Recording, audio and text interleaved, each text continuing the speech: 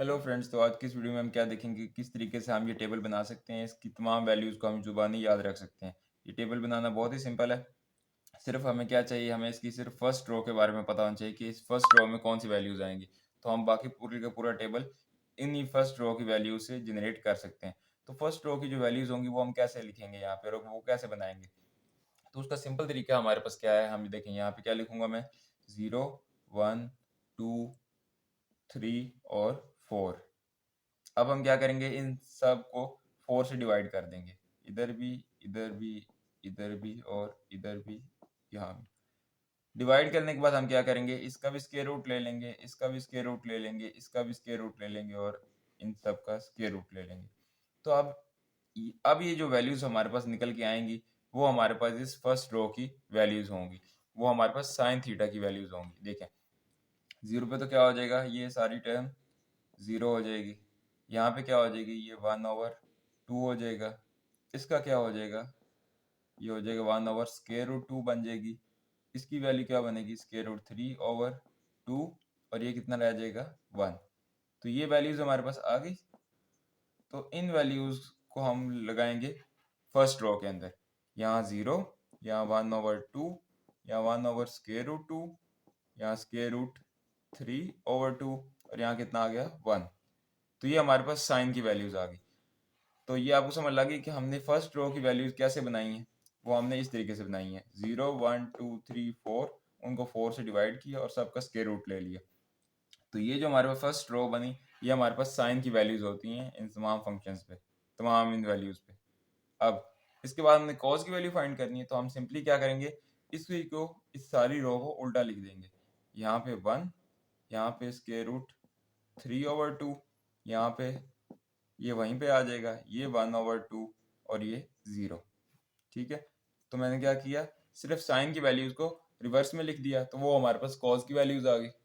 अब हमारे पास हमें क्या पता है कि टेन की वैल्यूज के लिए हम क्या करते हैं, साइन ओवर कॉस। तो ऊपर साइन की वैल्यूज है, नीचे कॉस की वैल्यूज है, इनको यहीं पे डिवाइड कर दें तो हमारे पास टेन की वैल्यूज आ जाएंगी। तो देखें, 0/1 क्या हो जाएगा, 0। अब यहाँ पे क्या हो जाएगा, 1/2 है और इधर क्या है, 1√3/2 है। तो ये क्या रह जाएगा, 1/√3 रह जाएगा। ये दोनों सेम है तो ये 1 आ जाएगा। यहाँ पे क्या रह जाएगा, √3।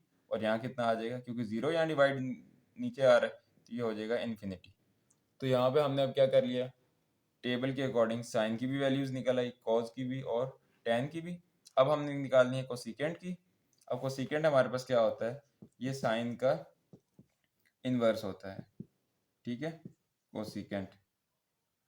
तो हम फिर क्या करेंगे, साइन की वैल्यूज को रिवर्स कर देंगे, नीचे ले आएंगे।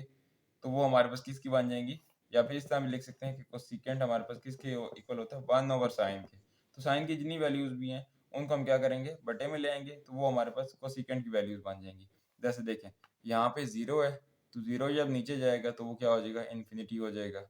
इसी तरह 2 है, ये 1/2 है तो ये भी क्या हो जाएगा, ये हो जाएगा 2 हो जाएगा। ये 1/√2 है तो ये √2 आ जाएगा। इसी तरह यहाँ क्या हो जाएगा, 2/√3 और ये 1। तो ये हमारे पास कोसिकेंट की वैल्यूज आ गई। इसी तरह हम क्या करेंगे, अब हमें जो सीकेंट की चाहिए, अब इसकी वैल्यू चाहिए। तो इसके लिए हम क्या करेंगे, ये भी हम जानते हैं कि ये रिलेशन किस तरह का है, cos इज इक्वल टू 1/, इसको हम कैसे लिख सकते हैं, 1/cos। तो cos की वैल्यूज को भी जब उल्टाएंगे तो हमारे पास इसकी इस फंक्शन की वैल्यूज आ जाएंगी।